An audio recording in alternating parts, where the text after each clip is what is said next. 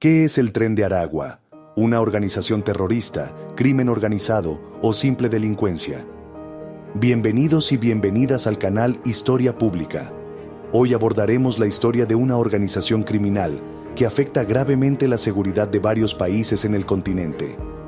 El nombre Tren de Aragua evoca la fuerza imparable de un ferrocarril nocturno, pero este tren no lleva pasajeros, sino un legado de violencia que se gestó dentro de la cárcel de Tocorón, en el estado Aragua, Venezuela.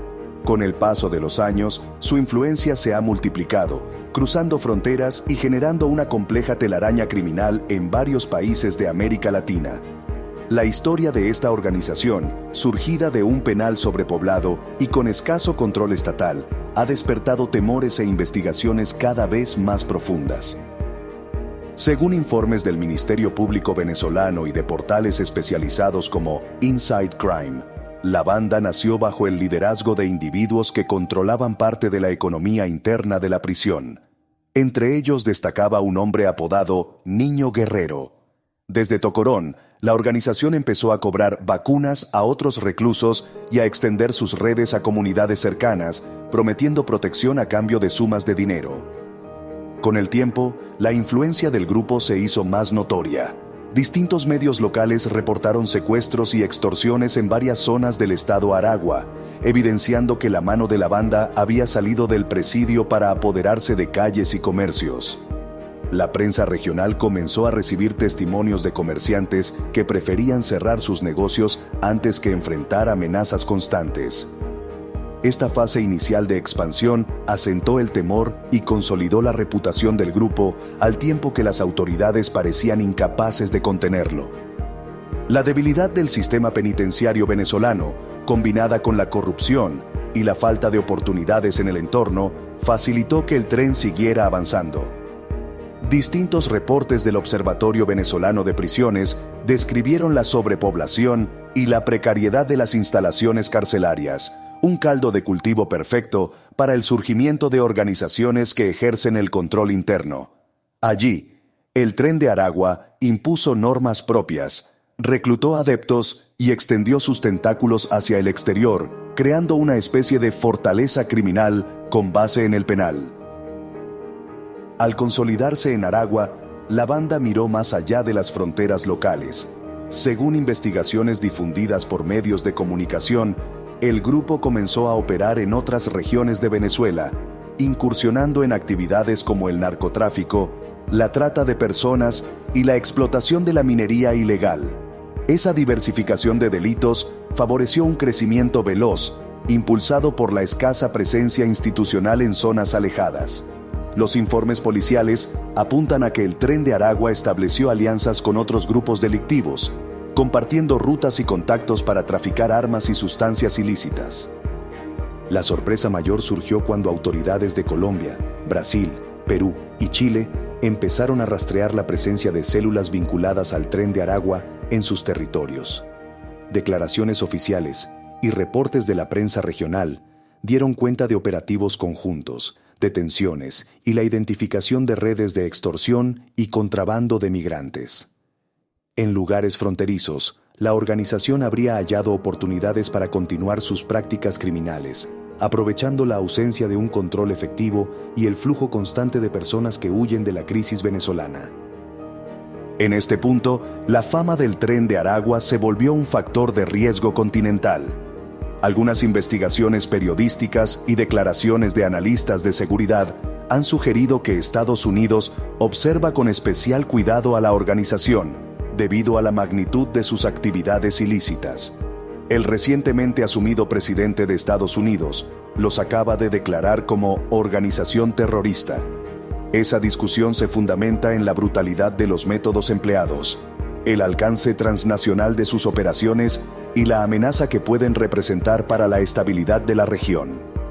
La narrativa sobre el Tren de Aragua se torna aún más impactante al conocer los testimonios de quienes han sido víctimas de secuestros, extorsiones o trata de personas. Muchas historias recogen el sufrimiento de migrantes que en su intento por mejorar sus condiciones de vida cayeron en manos de la banda. Varios relatos publicados por la prensa local y organizaciones de derechos humanos describen cómo la coacción y la violencia son las herramientas principales del grupo para someter a las víctimas. La crueldad de estos hechos ha generado indignación y ha impulsado la acción de autoridades en distintos países. El temor que genera la mera mención del nombre Tren de Aragua no es azaroso. Durante años, la impunidad y la ausencia de una política penitenciaria eficaz han alimentado la leyenda de una agrupación casi intocable. Sin embargo, la atención mediática y el esfuerzo conjunto de cuerpos policiales de varios países han empezado a poner freno a ese relato de invencibilidad. Operativos coordinados han llevado a capturas de miembros y a la incautación de cargamentos de armas, aunque varios líderes aún se mantienen prófugos o refugiados en zonas con escasa vigilancia estatal. A pesar de los golpes propinados a la organización, su estructura ha mostrado una resiliencia preocupante. Distintas fuentes señalan que, incluso tras la detención de cabecillas, la banda se reconstruye con facilidad al contar con un flujo constante de nuevos reclutas en zonas marginadas de Venezuela y países vecinos, donde escasean las oportunidades laborales y educativas. La promesa de ingresos inmediatos constituye un señuelo poderoso para jóvenes en situación vulnerable. Estas realidades se reflejan en informes independientes que alertan sobre la reproducción de la violencia en múltiples frentes. La magnitud del problema ha llevado a que investigadores y autoridades exijan mayor cooperación entre las naciones afectadas. El establecimiento de sistemas de intercambio de información y la unificación de criterios de persecución penal se perfilan como pasos fundamentales para contener al Tren de Aragua. La falta de coordinación es justamente un punto que las bandas criminales saben explotar, utilizando rutas dispersas y documentos falsos para moverse con relativa libertad. Cualquier iniciativa que fomente la colaboración transfronteriza es una señal de esperanza para las comunidades afectadas. Mientras tanto, organizaciones de la sociedad civil y medios de comunicación continúan documentando denuncias de víctimas, familiares y defensores de derechos humanos. Esa labor informativa ha sacado a la luz testimonios desgarradores de personas atrapadas en esquemas de prostitución forzada o chantaje prolongado, añadiendo presión para que los gobiernos investiguen a fondo. En la medida en que estos hechos salgan a la luz, disminuye el manto de opacidad que protege a la banda y se generan mayores posibilidades de romper su red de complicidades.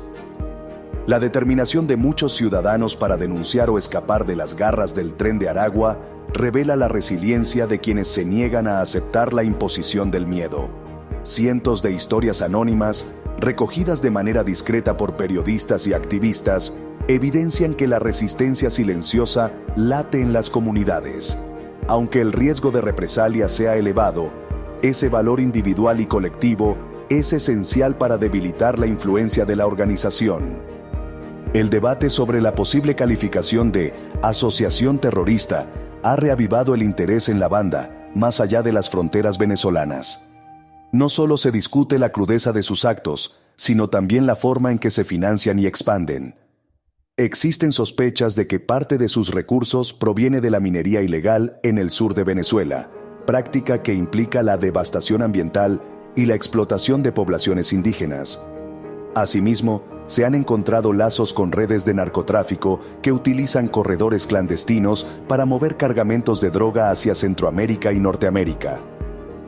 Este panorama exhibe la complejidad de un fenómeno que no se resuelve únicamente con redadas policiales. Se requiere una respuesta integral que combine esfuerzos en materia de justicia, desarrollo social y transparencia institucional. Organizaciones como Transparencia Venezuela han reiterado la necesidad de combatir la corrupción, señalando que sin una reforma de fondo en los entes públicos, las bandas pueden continuar operando bajo la protección de funcionarios cómplices. La impunidad se convierte en un escudo que nutre la confianza de los delincuentes y fortalece la expansión criminal. Pese a todo, cada avance en la investigación y cada captura de un miembro relevante generan un hilo de esperanza en las comunidades afectadas. Aunque el proceso sea lento, el mayor acceso a la información y la creciente cooperación internacional sugieren que el Tren de Aragua ya no puede circular con la misma libertad de antes. Su imagen de poder absoluto se va agrietando a medida que se exponen sus redes y se impulsa la acción penal en diversos frentes. La historia del Tren de Aragua enseña que el crimen organizado no surge de la nada, sino de contextos de desigualdad y de sistemas estatales rotos. Su crecimiento responde a la ausencia de oportunidades y al desamparo de sectores sociales que ven en estas organizaciones la única vía de supervivencia. Sin embargo, también muestra que la denuncia, el periodismo investigativo y la presión ciudadana pueden marcar la diferencia, impulsando reformas y forzando a las autoridades a actuar de manera coordinada. El desafío es enorme, pero la determinación de quienes se resisten a ceder ante el temor se abre paso en medio de la oscuridad. Cada nuevo día que avanza sin rendirse representa un obstáculo más para ese tren que alguna vez se creyó imparable. Si quieres que abordemos otro tema, déjalo en los comentarios, dale me gusta y para no perderte el próximo video, suscríbete a nuestro canal Historia Pública.